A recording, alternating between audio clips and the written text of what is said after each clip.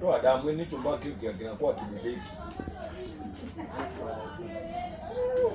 Sasa sio bado kijajaa nataka maki ni sawa, nataka ndo mnyana kutoa damu. Ndio hapo sasa. Sasa wachezeshe yani kitune kama cha kwangu hicho. Haiwezi kitune kama cha kwako.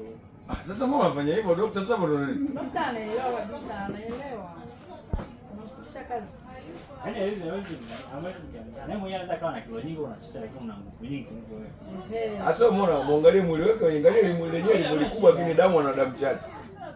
Mkubwa wako sio wengi wa kamasi. Kwa hiyo anaweza kawa ni mkubwa lakini asilinganishe damu na wewe. Kwa nini usimwata damu na kukuta na wewe kuna ngapi sana? 5.9. 13. Hapo ilipotoka hapo inakuwa 12 eti.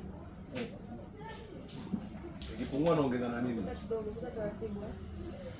Uta tu Dokta. Ukajinunulia soda. Soda Na biskuti. Sasa hapa umeona sasa.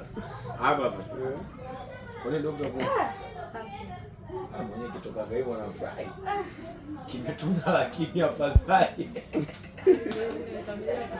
Kimetuna.